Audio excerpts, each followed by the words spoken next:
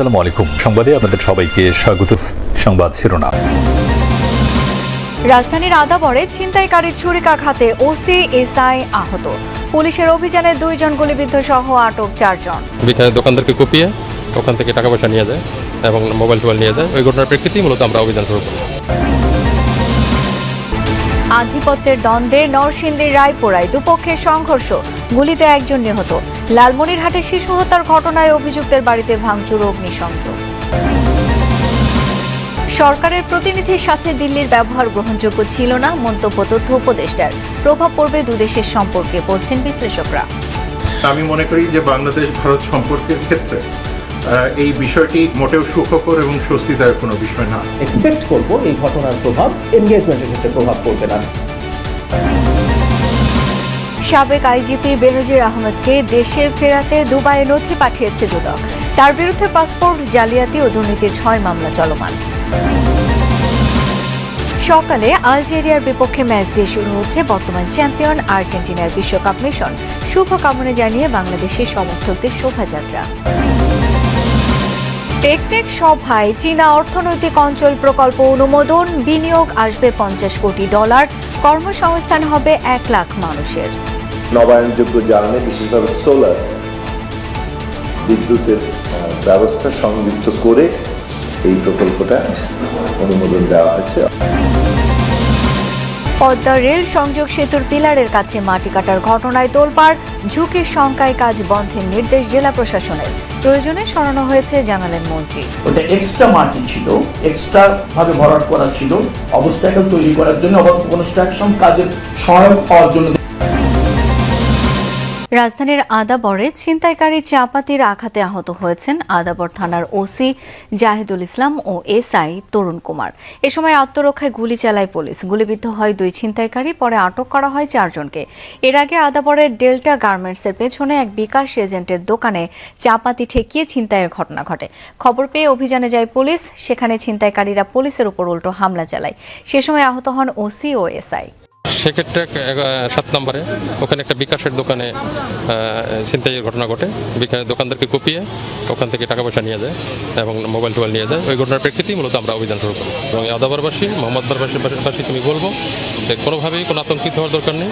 আমরা খুব কম সময়ের ভিতরে ইনশাল্লাহ আদাবর মোহাম্মদপুরকে আমি নিরাপদ করবো ইনশাল্লাহ। লালমনিরহাটের আদিতমারিতে শিশুকে হত্যার ঘটনায় অভিযুক্তের বাড়িতে ভাঙচুর, অগ্নিসংযোগ করেছে বিক্ষুব্ধরা। বিক্ষুব্ধদের হামলায় আহত হয় পুলিশ সহ অন্তত 30 জন। দায়িত্বে গাফিলতির অভিযোগে প্রত্যাহার করা হয়েছে থানার ওসিকে। এদিকে নরসিংদীর রায়পুরায় আধিপত্যকে কেন্দ্র করে দুপক্ষের সংঘর্ষে গুলিবিদ্ধ হয়ে অনিক নামের এক যুবকের মৃত্যু হয়েছে। আহত 4 জন হাসপাতালে চিকিৎসাধীন। লালমনিরহাটের আদিতমারিতে নিখোঁজের একদিন পর ভুট্টা ক্ষেত থেকে উদ্ধার হয় 7 বছরের শিশু নন্দিনীর মরদেহ। এই ঘটনায় জড়িত সন্দেহে বিক্ষুব্ধরা সকাল থেকেই প্রতিবেশী বিধান চন্দ্রের বাড়ির সামনে জড়ো হতে থাকেন। এক পর্যায়ে বাড়ি ঘরে ভাঙচুর ও অগ্নিসংযোগ করে তারা ঘেরাও করে রাখেন অভিযুক্তের বাড়ি। পরিস্থিতি নিয়ন্ত্রণে মোতায়েন করা হয় পুলিশ, আনসার ও বিজিবি। এ সময় বিক্ষুব্ধদের হামলায় পুলিশ সহ আহত হয় অন্তত 30 জন। স্বজন ও স্থানীয়দের অভিযোগ, গতকাল নিখোঁজ হওয়ার পর থানায় গেলেও পুলিশ কোনো অভিযোগ গ্রহণ করেনি। আমাদের ছেলেপেলেরা গেছে জিডি করতে, সেই জিডি নাকি আমার এসপি সাহেব নেয় নেই, ওসি সাহেব গ্রহণ করে নেই। এই জন্যে জনগণ পুলিশের উপর ক্ষিপ্ত। মানুষ নিখোঁজ হয়, নিখোঁজ হওয়ার পরে তাকে হত্যা করা হয় এবং পুলিশ সেখানে কোনো পুলিশের সহযোগিতা পায় না। যখন আসামিকে নিয়ে যাইতেছে তখন জনগণ আটকে রাখছে, পরে পুলিশ 2-1টা গুলি মারছে আকাশের মধ্যে, পরে জনগণ সরছে, পরে আপনার আসামিকে নিয়ে চলে গেছে ওরা। পরে অবরুদ্ধদের পুলিশি হেফাজতে নেওয়া হয়। দায়িত্বে গাফিলতির অভিযোগে আদিতমারি থানার ভারপ্রাপ্ত কর্মকর্তা নাজমুল হককে প্রত্যাহার করা হয়। তদন্ত করে জড়িতদের বিরুদ্ধে ব্যবস্থা নেওয়া হবে বলে জানায় পুলিশ সুপার। যখন আমরা নিয়ে আসি তখন আবার হঠাৎ আন্দোলিত হয়ে যখন রাস্তা ব্যারিকেড দিল, আমাদের গাড়ি সরকারি সম্পত্তির উপরে যখন অ্যাটাক করলো, আমাদের কেউ যখন অ্যাসল্ট হলো, তখন আমরা সরকারি সম্পত্তি এবং জানমালের নিরাপত্তা নিশ্চিতের জন্য আমরা জাস্ট সাউন্ড গ্রেনেড ব্যবহার করেছি। কেউ আইন ভঙ্গ করলে তার জন্য রাষ্ট্রের শাস্তির ব্যবস্থা রয়েছে। আমরা শাস্তির সর্বোচ্চ যে শাস্তির ব্যবস্থাটা যেন হয়, আমরা সেই লক্ষ্যেই কাজ করব। দিল্লি বিমানবন্দরে ইমিগ্রেশন কর্মকর্তারা অসৌজন্যমূলক আচরণ করেছে, তাৎক্ষণিক প্রতিবাদ জানিয়ে দেশে ফিরেছেন বলে জানিয়েছেন প্রধানমন্ত্রীর তথ্য উপদেষ্টা। তবে এই ঘটনায় দুই দেশের সম্পর্কে কোনো প্রভাব পড়বে না বলে মনে করেন ডাক্তার জাহিদুর রহমান। জানান, দ্বিপাক্ষিক ও অমীমাংসিত বিষয়ে অবদান রাখার ক্ষেত্রে যথাযথ আমন্ত্রণ পেলে আবারও ভারতে যাবেন তিনি। দাবি করেন, কূটনৈতিক পাসপোর্ট এখনও নেননি, তবে তার দাবি কূটনৈতিক পাসপোর্ট না থাকায় তার সাথে হয়রানিমূলক আচরণের মূল কারণ নয়। ভারত মহাসাগরীয় আঞ্চলিক সহযোগিতা জোট আইওরার 2 দিনব্যাপী সম্মেলনে আমন্ত্রিত অতিথি হিসেবে প্রধানমন্ত্রীর তথ্য উপদেষ্টার মঙ্গলবার থাকার কথা ছিল দিল্লিতে, অথচ সেই সম্মেলন কেন্দ্রিক অনাকাঙ্ক্ষিত ঘটনায় দেশে ফিরে তাকে ব্রিফিং করতে হলো ঢাকায়। আমার আজও ভারতেই থাকার কথা ছিল, কিন্তু ঘটনাচক্রে আইওরা সম্মেলনে অংশ নিতে রবিবার রাতে দিল্লির ইন্দিরা গান্ধী আন্তর্জাতিক বিমানবন্দরে পৌঁছেন তথ্য উপদেষ্টা, কিন্তু বাংলাদেশ সরকারের প্রতিনিধি হলেও তাকে ইমিগ্রেশন ক্লিয়ারেন্স দেয়া হয়নি, বরং 2.5 ঘন্টা বসিয়ে রেখে হেনস্থা করা হয়। এই রাষ্ট্রের একটা পদে আছি, সেই পদের প্রতি যে সৌজন্য সেটা ল্যাক করেছে বলে আমার মনে হয়েছে। আমি ম্যালট্রিটেড হয়েছি, আমার সাথে সঠিক বিহেভ করা হয় নাই। আমাকে নিয়ে যদি কোনো সমস্যা থেকে থাকে, সেই সমস্যা তারা সমাধান করা অথবা অবজেকশন আগে দেয়া, এরকম কিছু হলেই হয়তো হতো। আমার সাথে ওখানে যা হয়েছে, আমার কাছে মনে হলো যে আমাদের ইনস্ট্যান্ট একটা প্রতিবাদ করা দরকার। সেই কারণে আমি আসলে ব্যাক করার সিদ্ধান্ত নিয়েছি। তথ্য উপদেষ্টা বলেন, ঘটনার সময় দিল্লিস্থ বাংলাদেশের হাইকমিশনার সহ কর্মকর্তারা ছিলেন। দাবি করেন, কূটনৈতিক পাসপোর্ট থাকলেও হেনস্থার শিকার হতেন দিল্লি বিমানবন্দরে। কূটনৈতিক পাসপোর্ট আমি নেইনি মানে অন্য কোনো কারণে না, একটু নেব করতে হয়েছে। কূটনৈতিক পাসপোর্ট কোনো কারণ না, কারণ আমার পাসপোর্টে সার্ক স্টিকার দেয়া হয়েছে, তার মানে কূটনৈতিক পাসপোর্ট যেভাবে কাজ করে সেভাবে এফেক্টিভ হওয়ার কথা। আমি কূটনৈতিক পাসপোর্ট নিতে কিন্তু বাধ্যও না, ওটা একটা প্রিভিলেজ।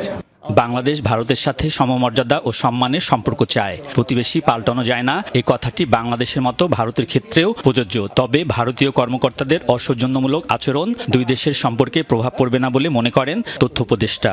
আমি এক্সপেক্ট করব এই ঘটনার প্রভাব দুই দেশের ভবিষ্যৎ এনগেজমেন্টের জন্য, আমি এনগেজমেন্ট কথাটা বলছি, এই ধরনের সম্পর্কের ক্ষেত্রে এনগেজমেন্ট ইজ ইম্পর্টেন্ট, এনগেজমেন্টের ক্ষেত্রে প্রভাব পড়বে না। উপদেষ্টা বলেন, যথাযথ আমন্ত্রণ পেলে আবারও ভারতে যাবেন।